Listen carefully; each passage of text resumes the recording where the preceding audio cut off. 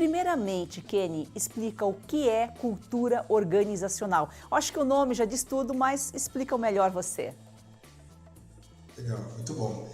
Acho que a primeira coisa da cultura organizacional, ela nada mais é um reflexo de qual é o propósito dessa organização na sociedade, qual é o propósito dela no mercado de atuação, e isso, né, reflete em comportamentos, atitudes, valores esperados dos seus colaboradores, dos seus parceiros e clientes. E quando você tem uma cultura bem definida, bem organizada, com certeza impacta diretamente aí na produtividade e até no engajamento dos colaboradores, né? Sem dúvida nenhuma, Joyce. Acho que ter essa identidade muito clara, né, de quais são os comportamentos, quais são as atitudes que nós temos aqui internamente na empresa, não é só algo interno. Isso reflete também a nossa identidade com os nossos parceiros, com os nossos clientes. Assista agora A Força do Agro com Joyce Maffezoli. A força do agro, o Brasil que dá certo. Investimento em cultura organizacional se faz necessário no agro. Kenny Roger de Carvalho, diretor de Recursos Humanos da Sempre Agitec. Seja muito bem-vindo, Kenny. Olá, Joyce. Obrigado pelo convite. O mercado traz desafios constantes para o agro. Para aumentar a vantagem competitiva, o investimento em cultura organizacional é fundamental. Primeiramente, Kenny, explica o que é cultura organizacional. Eu acho que o nome já diz tudo, mas explica o melhor você. Legal, muito bom.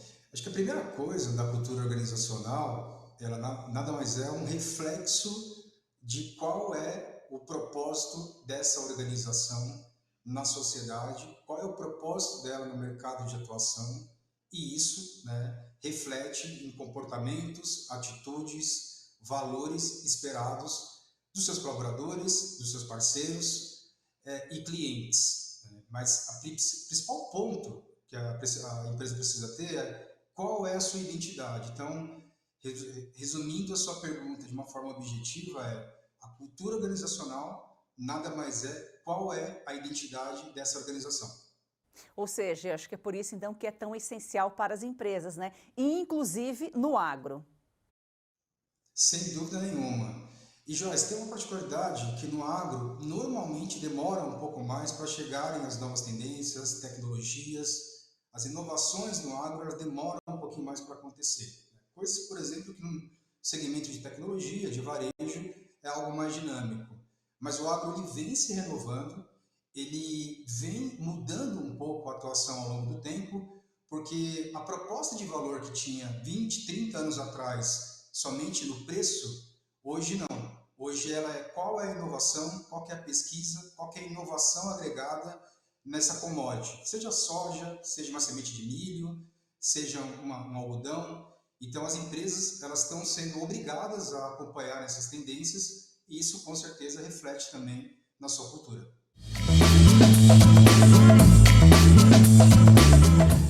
Momento jurídico com o doutor Eduardo Berbigier. Olá, doutor, seja sempre muito bem-vindo. Olá, Joyce, muito obrigado. O vice do Lula, Geraldo Alckmin, afirmou que o aumento das tarifas impostas pelos Estados Unidos pode impulsionar a conclusão do acordo comercial entre Mercosul e União Europeia.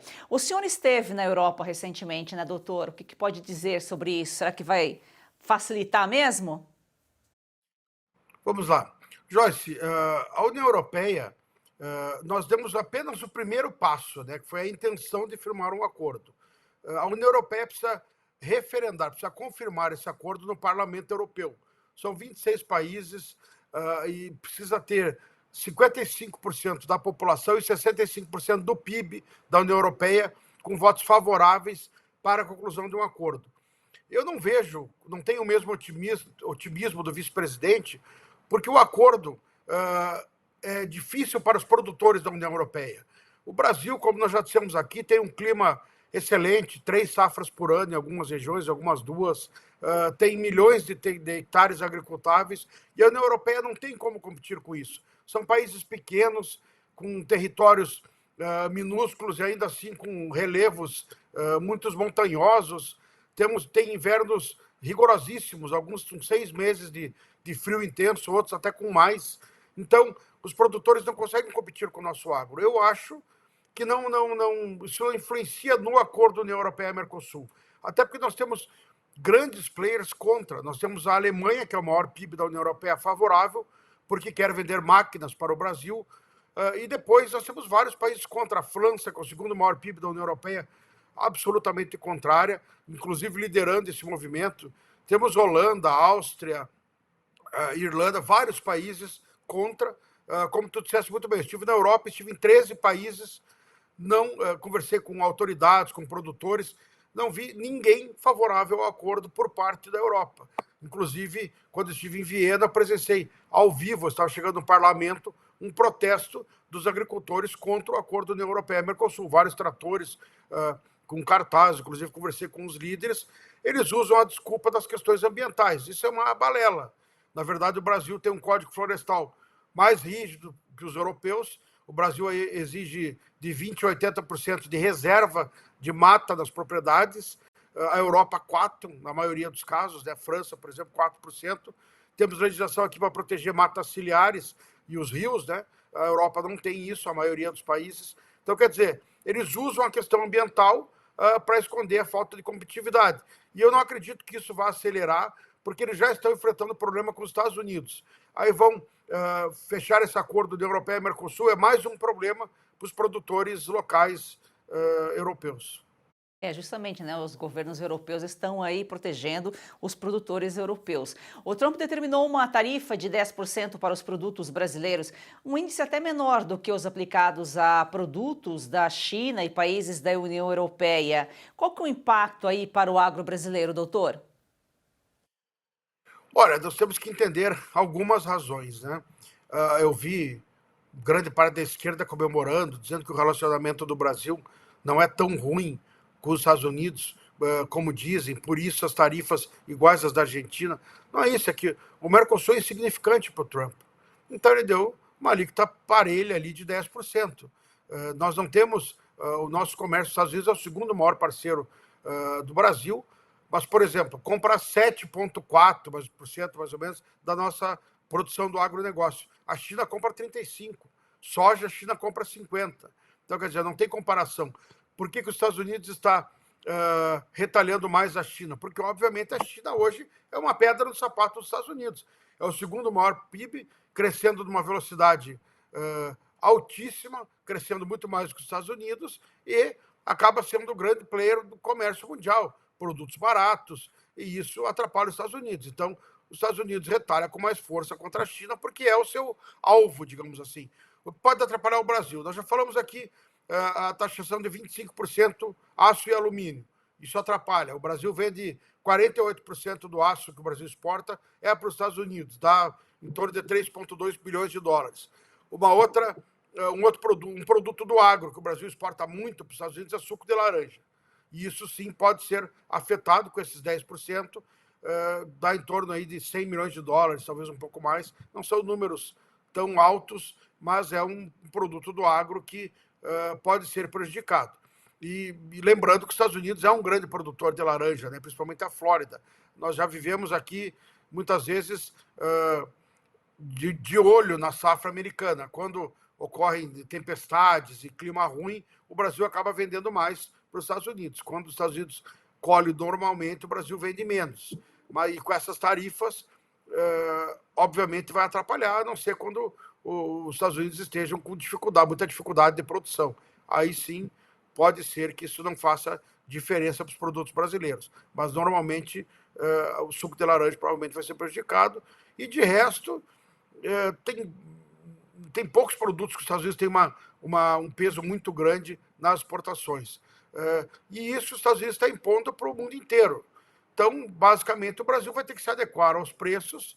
O Trump, daquele seu discurso de campanha América para os americanos, adotou essas políticas protecionistas, então está taxando todo mundo, Europa, China, Mercosul. Então, o Brasil vai ser mais um dos países taxados. Acredito que essa taxação não tem o condão de inviabilizar a exportação de algum produto, porque todos os países estão enfrentando a mesma dificuldade.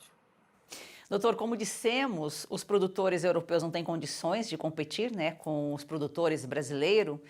No entanto, os produtores europeus têm apoio, né, dos governos lá, os governos europeus, diferentemente do agro brasileiro, que não conta com o apoio do governo federal. E uma prova disso é que o Alckmin também afirmou que o governo de Lula não pretende usar a lei de reciprocidade, que foi aprovada justamente na semana passada pelo Congresso. Algumas questões. Por exemplo, falam muito, só para finalizar o assunto da China, que as exportações do agro brasileiro podem explodir para a China. Isso não é verdade. Óbvio que pode aumentar em virtude da taxação recíproca, né? Os Estados Unidos taxou a China em até 60% de alguns produtos e a China os produtos americanos em 34%. Os Estados Unidos concorrem com o Brasil lá em soja, milho, carne bovina, enfim. Pode ser que aumente, mas não muito, porque o Brasil já está perto do limite do fornecimento das compras chinesas. Soja, 50% da nossa soja, por exemplo, é comprada pela China.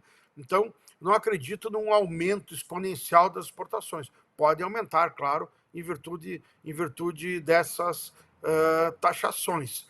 E com relação à questão do comércio bilateral, os Estados Unidos estão enfrentando, eles estão com essa política de tarifas no mundo inteiro.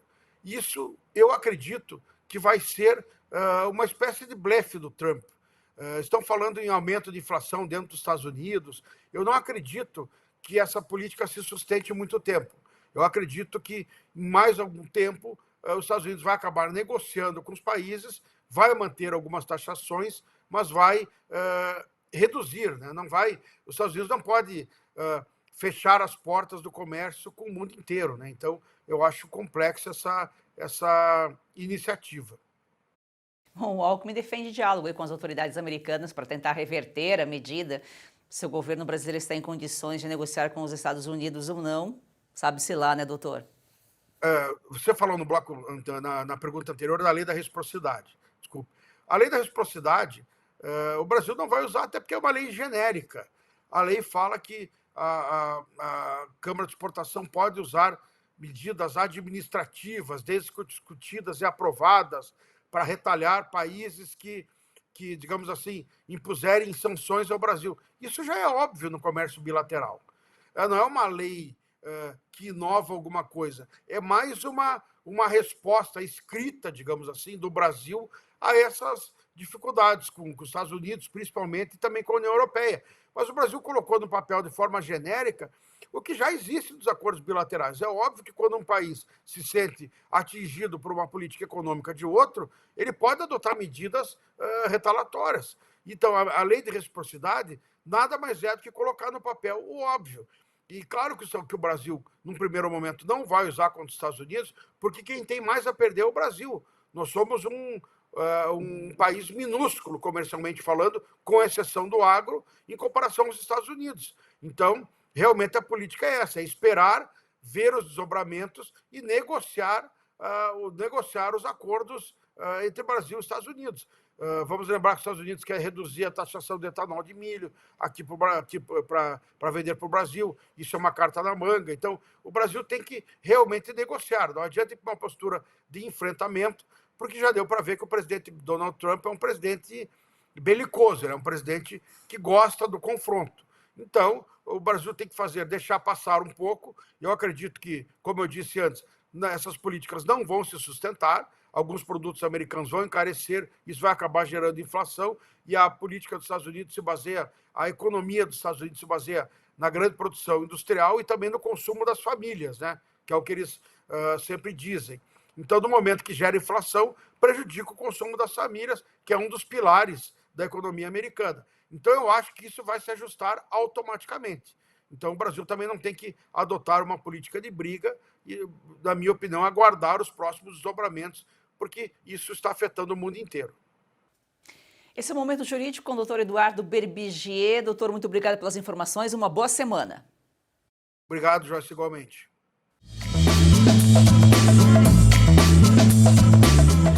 Você tocou num ponto importante, essa demora para chegar no agro, justamente por isso, né? Porque o agro está se profissionalizando cada vez mais. E a gente sabe que ainda existe muito produtor que trabalha naquela questão, a agricultura familiar, a empresa familiar, não tem muito um controle, uma organização, mas para poder crescer, isso não é nenhuma tendência, é uma realidade e tem que acompanhar, senão vai ficar fora do mercado. Sem dúvida, o próprio relacionamento, né, com o agricultor há 30, 40 anos atrás era outro, era uma figura um pouco mais simples, né, com pouco estudo. Hoje em dia não. Hoje em dia essa nova geração do agro, né, alguns já têm informações fora do Brasil, né, nos Estados Unidos, Europa.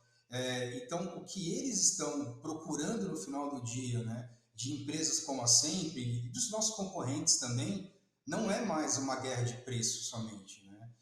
Qual é a proposta de valor dos nossos produtos. E isso envolve muita pesquisa, desenvolvimento, inovação. Então, se tem uma dor, se tem uma demanda dos nossos clientes, né, que são os agricultores, não tem como hoje uma empresa de agronegócio fugir disso, porque não há mais guerra de preço, né? A guerra hoje é de qualidade e de valor agregado aos produtos. E o que é o programa Cultiva?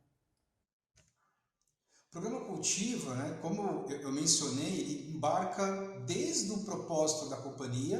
Então, o propósito da Sempre é criar tecnologias no segmento de agronegócio para uma criação de um mundo mais sustentável, ou seja, nós temos aqui como proposta de valor esse papel de poder, né, suportar a demanda alimentícia, não só no Brasil, mas como no mundo, até porque parte dos nossos produtos também são exportados.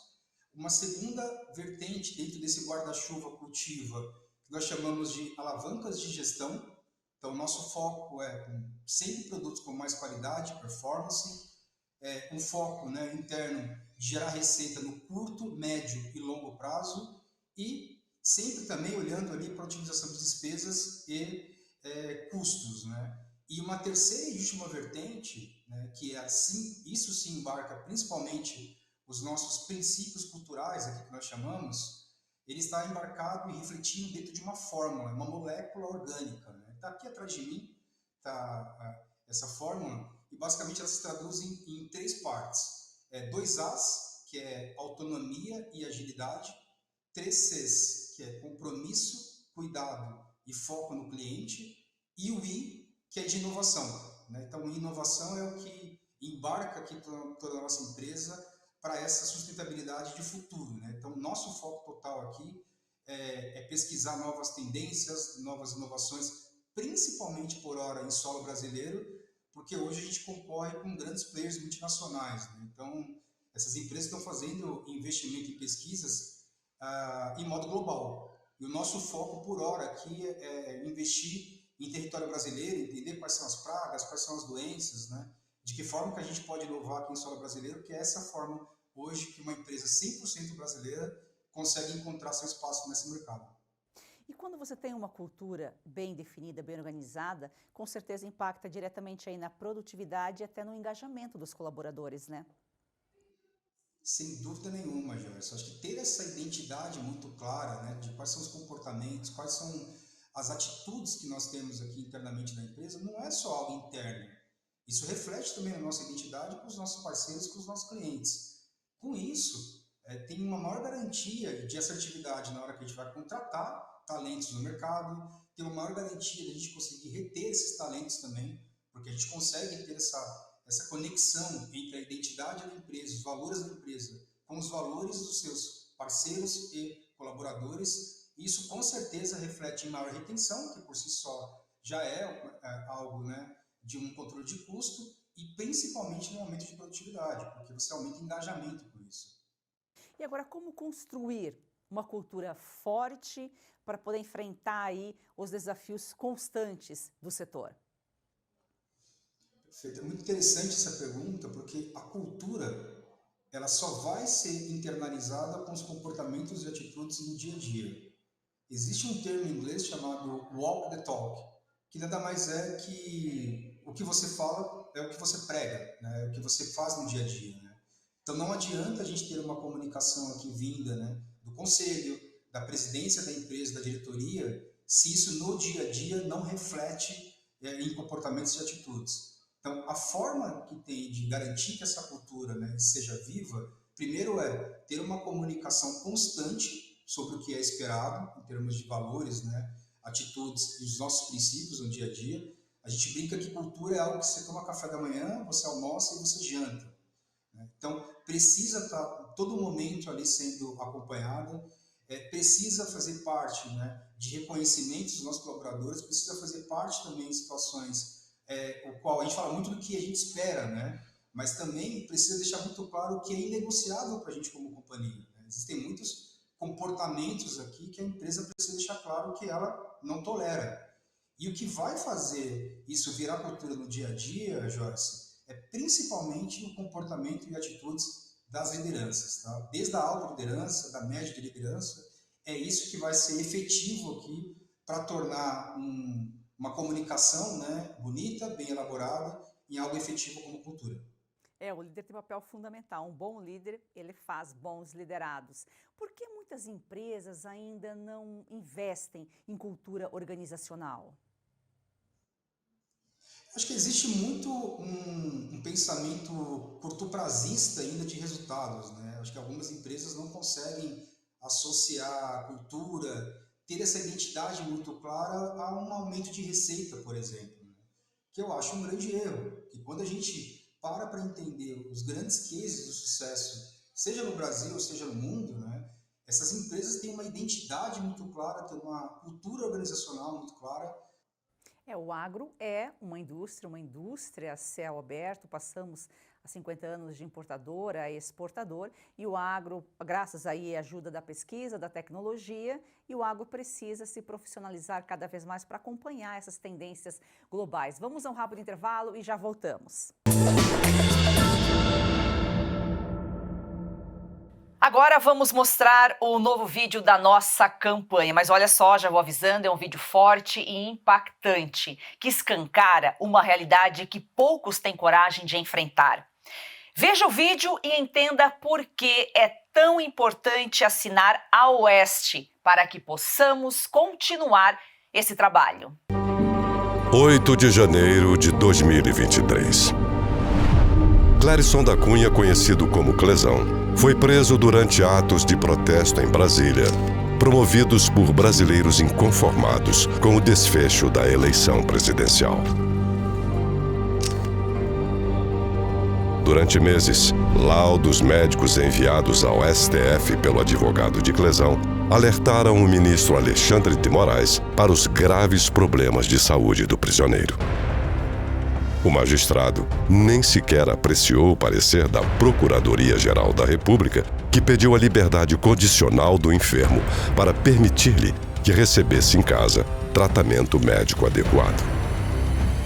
Em 20 de novembro de 2023, Clérisson da Cunha morreu na penitenciária da Papuda. Explicação oficial: fora vítima de um mal súbito. Alguns meios de comunicação esconderam a notícia em cantos de página. Os demais ignoraram o assunto. Para quem tenta saber o que acontece recorrendo ao jornalismo estatizado, Clezão não morreu. Pior, nunca existiu. A Oeste contou a verdade na reportagem de capa. Oeste, independente, essencial. O Brasil real está aqui. Para assinar, acesse revistaoeste.com/assine ou leia o QR Code no canto da tela. Se preferir falar diretamente com a nossa equipe, entre em contato pelo número de WhatsApp DDD 11 9423999799. Heloísa, quando vem para a escola, é uma alegria. Quando a criança ela resplandece nela esse desejo de ir longe no estudo, é porque o apoio pedagógico da escola é muito bom. Hoje eu sonho e sei que pode virar realidade. A Escola Professora Olindina Roriz Dantas é um projeto criado pela Agrodan, a maior produtora e exportadora de mangas do Brasil. Doce, sem fiapos, muito valorizada na Europa, está na hora de o brasileiro conhecer essa delícia. Kate, a manga para comer de colher. Da Agrodan para você, qualidade e sabor inigualáveis. Compre Kate, a manga para comer de colher e ajude uma criança. É o agro transformando vidas.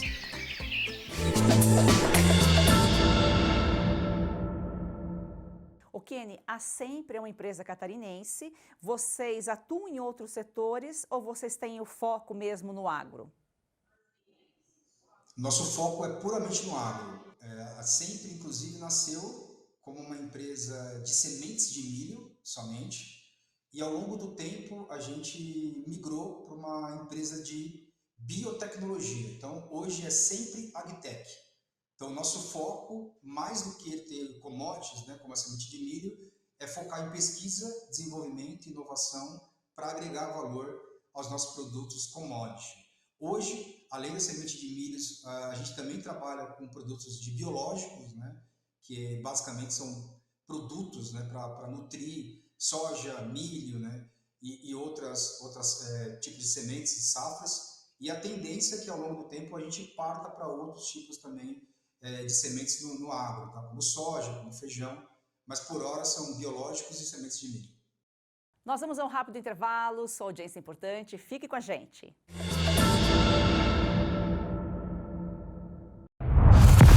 Quem mora no Brasil tem a sensação de que existem dois países distintos com o mesmo nome. Um é o dos discursos do governo e das reportagens divulgadas pela maior parte da imprensa.